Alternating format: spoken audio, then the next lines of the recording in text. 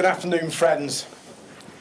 It was an enormous privilege to represent our party at the funeral of Her late Majesty, Queen Elizabeth II.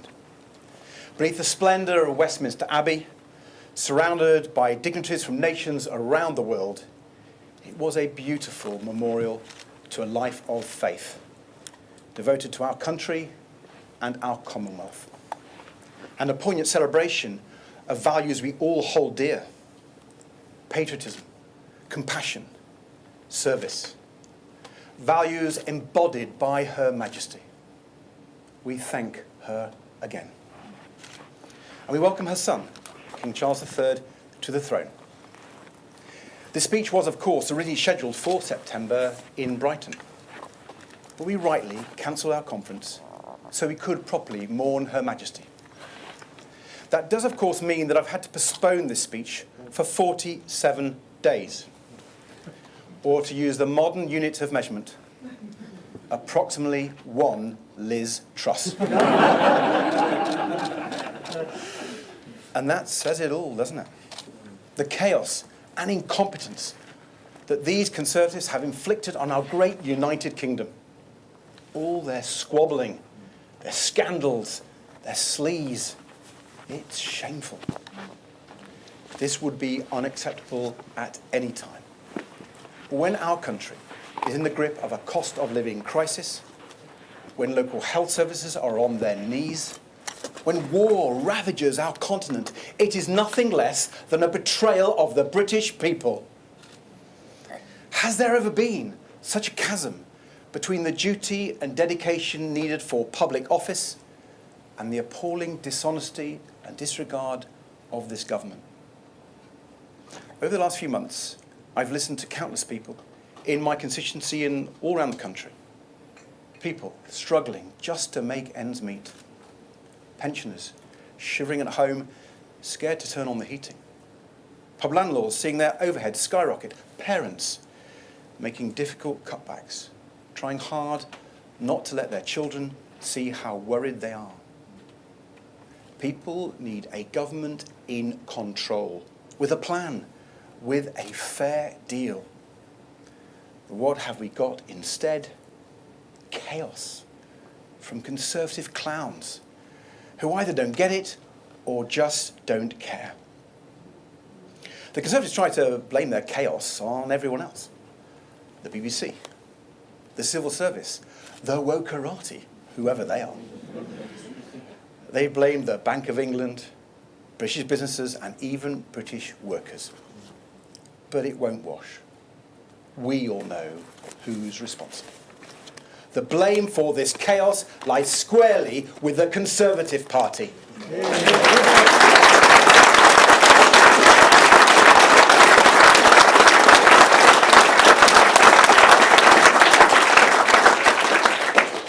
But we also know that the cost of living crisis has been made worse by the evil hand of Vladimir Putin. Just as he is waging war by tanks and missiles against the heroic people of Ukraine, Putin is waging an energy war against the whole of the Western world. We stand with all Ukrainians as they bravely and brilliantly resist the Russian war machine. And tens of thousands of British families have opened their homes and their hearts to people fleeing for safety. The UK will continue to aid their fight for their country, their democracy, and their freedom. Ukraine's fight is our fight. Yeah.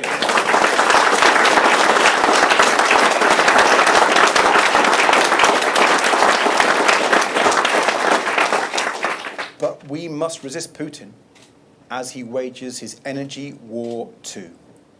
It's a war that threatens a different kind of misery and destruction right across the continent. And it's a war we must win. The UK must fight back, not just by arming and training Ukrainian soldiers, but with a wartime effort here at home to protect the British people from Putin's aggression.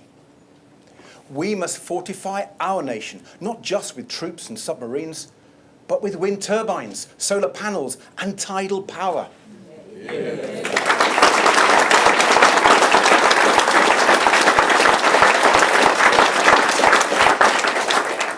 And we must insulate every home, not just from the cold, but from the cost of Putin's gas war. We must protect the British people not just from bombs and bullets, but from soaring energy bills today and climate change tomorrow.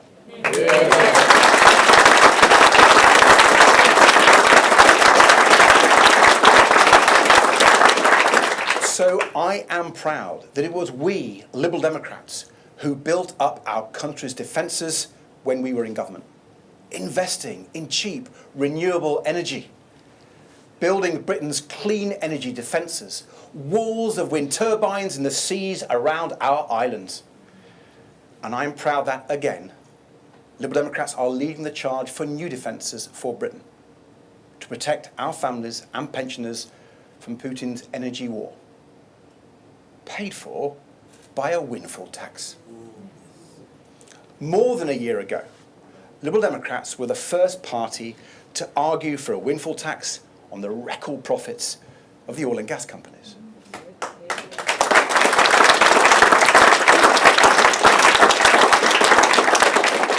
Since then, the case for our windfall tax has only got stronger, as those profits have soared even higher for one main reason: a brutal dictator spilling innocent Ukrainian blood. There are no arguments left. The right thing to do, the fair thing to do, is to tax those blood oil profits.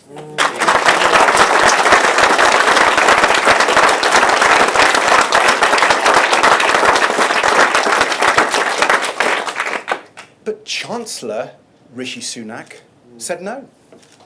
Sunak chose to pass on high energy costs not to those profiteering from Russia's energy war, but to those suffering from it. Britain's struggling families and hard-pressed businesses.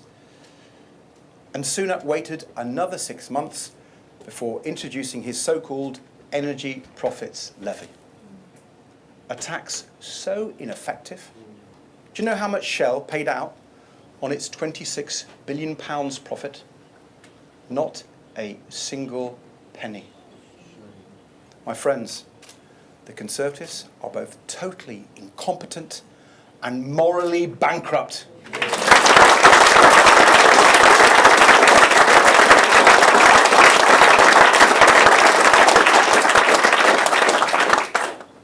And the Conservatives almost bankrupted Britain too, with their unfunded tax cuts for the super wealthy. Instead of tackling the cost of living crisis seriously, they chose to treat the British economy as their own personal playground, using people as playthings in their reckless game of fantasy economics. And just look at the damage for our country. Billions of pounds extra on the national debt, pension funds at risk, inflation through the roof, exports through the floor, predictions of the longest recession in history. And for struggling families across Britain, a mortgage crisis, with people's monthly payments up by hundreds of pounds. Millions of families struggling to pay a Conservative property penalty every single month. Never again can the Conservatives claim to be the party of homeowners.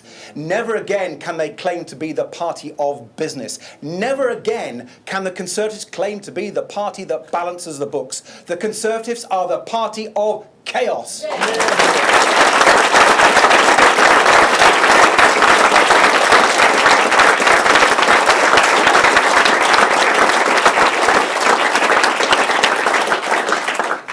And now, what worries millions of people is what happens next.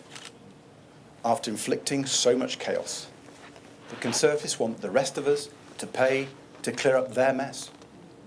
They're already talking about more unfair tax rises, more cuts to pensions and benefits, more cuts to schools, the police, even our NHS. All to fill the hole they themselves created. It's like they robbed our bank, and now they're asking us for a loan to buy their getaway car. Well, we say no.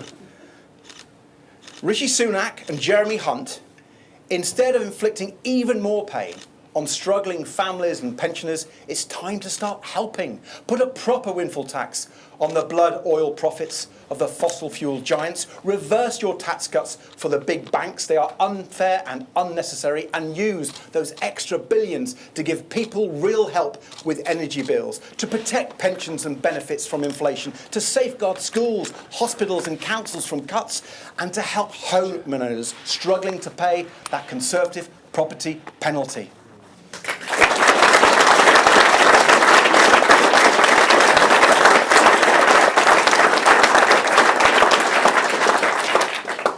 Liz Truss and Kwasi Kwarteng were rightly kicked out of Downing Street for their disastrous policies. But no one else should lose their homes because of them. So today, I'm proposing a new mortgage protection fund to cover the extra costs for those families seeing their payments rise most sharply, to protect them from falling into serious arrears or even facing repossession. And it's not just homeowners who need help.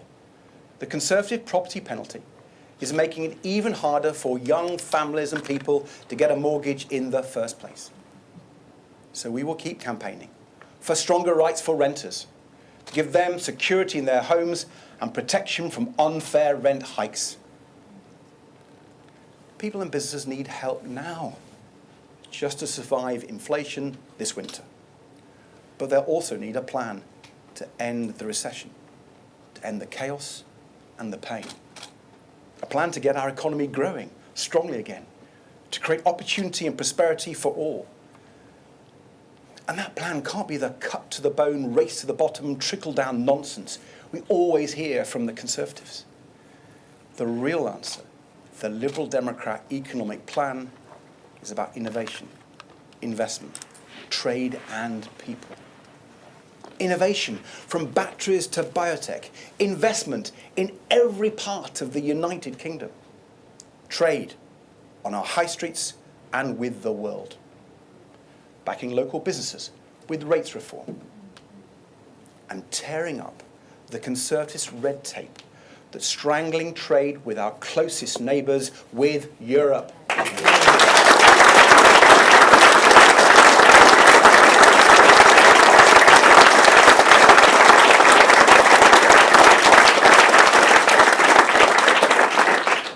But above all, the Liberal Democrat economic plan is about people. Because you can't get the economy growing again without the right people with the right skills in the right jobs. From construction to care, from hospitality to health, the British economy is being held back by a lack of staff and a lack of skills. So let's tackle the health crisis that keeps hundreds of thousands of people off work as they wait for treatment. Let's offer more training for young people and adults alike. And let's make the jobs we need jobs people want to do, by giving people more flexibility, greater security, and better conditions at work. So those in work want to stay there, and those who left work after lockdown want to go back.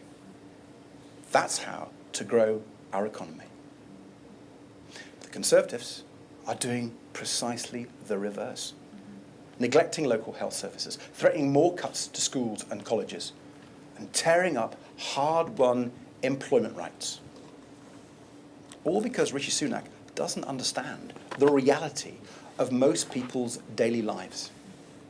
He doesn't get what it's like for the mum and dad working shifts who get told their hours just days in advance. How hard it is to find someone to look after the kids or to check in on their frail gran, who don't know how much they'll get paid next month.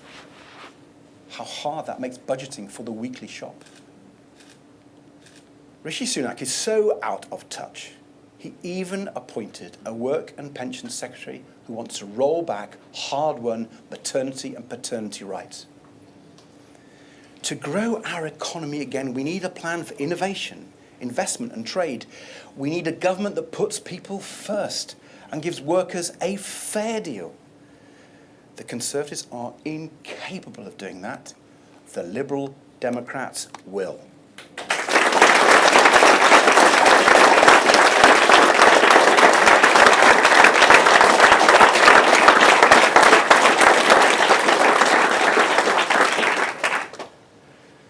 not just the economy where the Conservatives are failing the British people. It's just about everything. I have never known our country so badly governed. Need to renew your passport in time for your holiday? Under the Conservatives, good luck.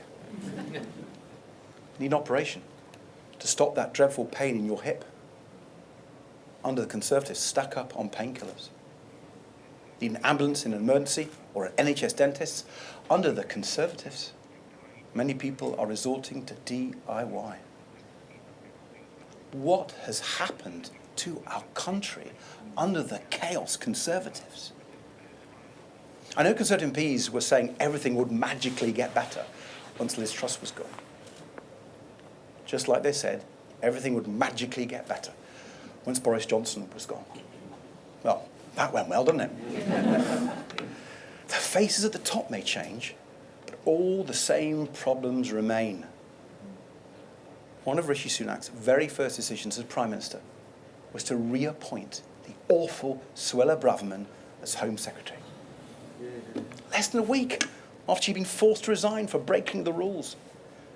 Truss-like judgment with Johnson-like integrity.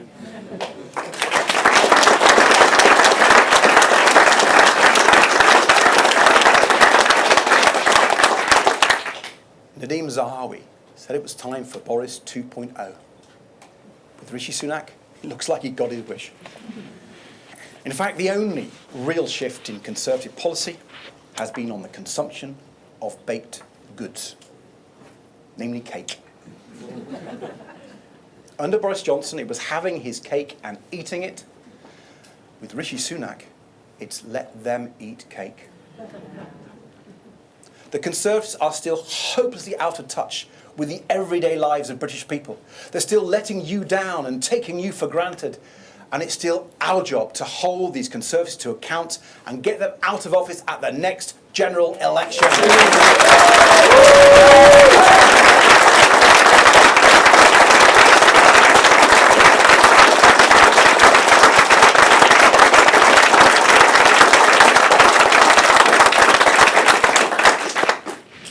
At that election, millions of voters will be asking a simple question. How do we get rid of our awful Conservative MP? And we've shown, time and again, that's something the Liberal Democrats are pretty good at. Yeah. Take our three historic by-election wins. Sarah Green in Chesham and Amersham, overturning a Conservative majority of 16,000. Helen Morgan in North Shropshire, overturning a majority of 23,000. And this summer, in Tiverton and Honiton, Richard Ford overturning a Conservative majority of 24,000.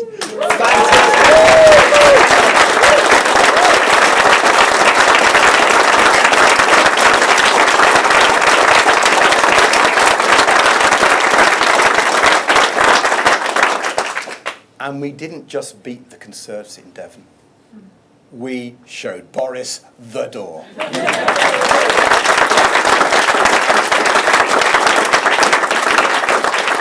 That's not all. That's not all. In May, we also secured a fantastic set of local election results, defeating Labour, the Conservatives, and Plaid.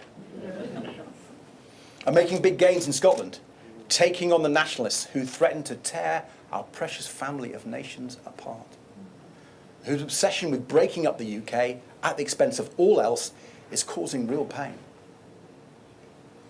But my favourite result of May's local elections was in Blackmore Vale in Somerset, where Sarah Dyke and Nicola Clark beat a Tory councillor, the head of a special unit in Conservative HQ.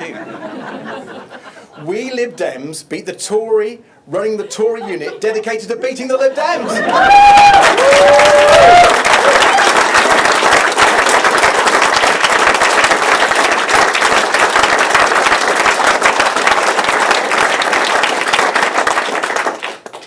Afterwards, someone asked me if we have our own crack squad, specialising in beating the Conservatives. I said yes. It's called the Liberal Democrats.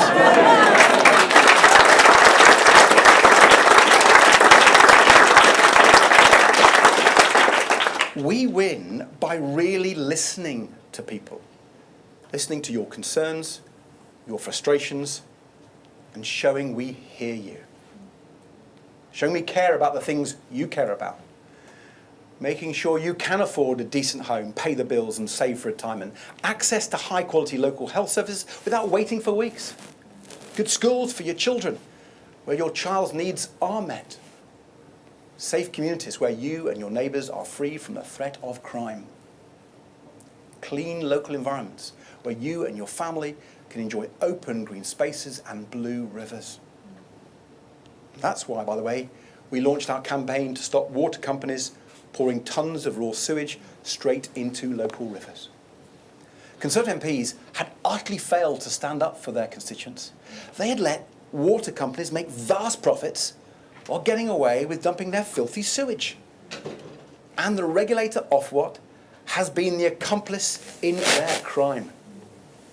So I'm calling on the government to abolish Ofwat, set up a proper watchdog with real teeth to do whatever it takes to stop the sewage.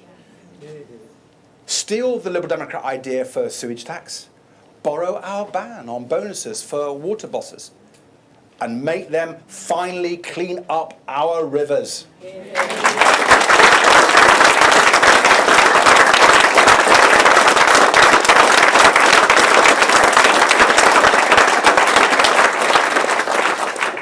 That's the sort of fair deal I'm talking about. That's the fair deal you expect and deserve. And that's the fair deal we Liberal Democrats are fighting for. So let me tell you why this fight matters so much to me personally. Like so many others, my life has taught me about care, about coping with the challenges of family illness, and the importance of our NHS. I come originally from Nottinghamshire, the youngest of three brothers. Both of our parents were taken from us when we were still young. My dad died when I was 4 and my mum when I was 15. That's why I campaigned so much on bereavement, how we should care more for bereaved families, and why I'm improving and want to improve cancer services, and why that's so close to my heart, as both my parents died from cancer. I've spoken before about how I cared for my mum in her final years, my nana in her autumn years, and how Emily and I now care for our disabled son, John. I know a little about caring for loved ones. The mental health challenges at school when you're a young carer, the financial challenges of keeping a deeply loved grandmother in a care home, and the emotional challenges of juggling work and care as a parent. And this week, Emily decided to talk about her own challenges with MS. I am in awe of her and all the carers who manage their own ill health while looking after others. We know how hard every day can be for family carers, the millions of family carers across our country. How important their work is to our society and our economy. And yet, how forgotten they so often are. So when I look at the challenges facing our country, I do so through a carer's eyes. And I see a lot that needs to be fixed. But I want to start by ending the national scandal of millions of people waiting for weeks to see a doctor. The blame for this crisis is clear. It's not our overworked GPs. It's the Conservatives. They promised 6,000 more doctors at the last election, but the number of qualified GPs has actually fallen by 500. Our solution is clear. Give everyone a new right to see their GP within 7 days and within 24 hours if it's urgent. Not an ambition, not an expectation, not a target, but a right.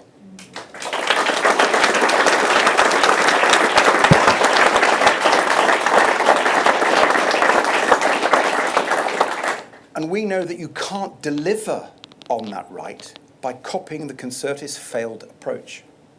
Just setting the targets then cutting GP numbers, then blaming the doctors when the targets are missed.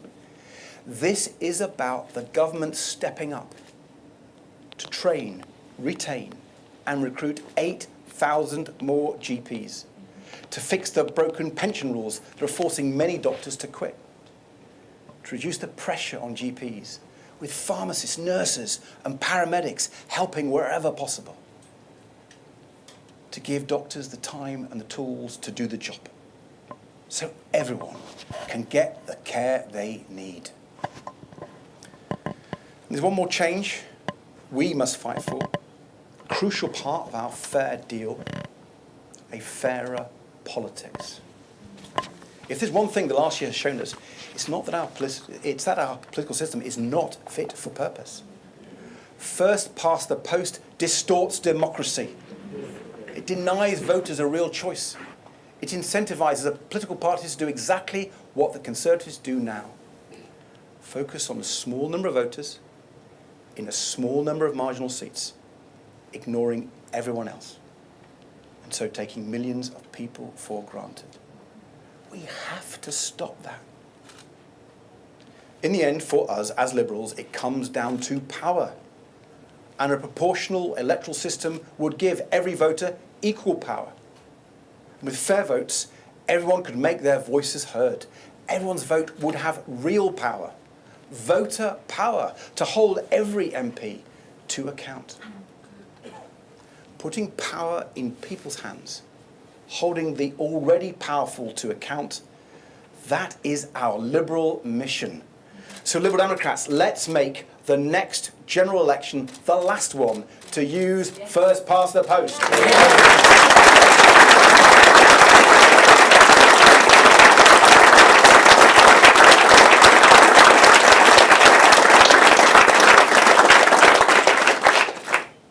Speaking of general elections, why haven't we had one yet? It's obvious we need one. The British people demand one. Even that well-known constitutional scholar, Nadine Dorries, even Nadine now says it's impossible to avoid an election. So why hasn't Rishi called one? I think we know why. Because he knows he'd lose. He saw what Liberal Democrats did to the Conservatives in true blue Buckinghamshire, in Shropshire and in Devon. And he knows we will do it again, in seats along the blue wall and right across the country. But being scared of the Liberal Democrats isn't a good enough reason to deny the British people their say. This is the guy who 2 years ago was telling us all, eat out to help out. Well, our message to the Conservatives is this: help out by clearing out.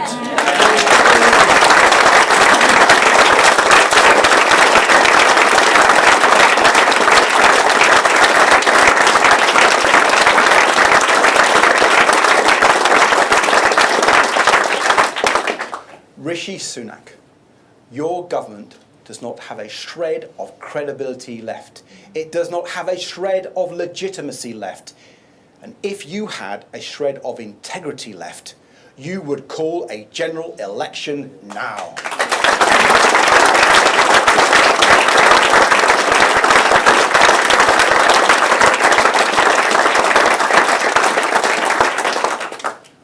But whenever that election comes, Liberal Democrats will be ready.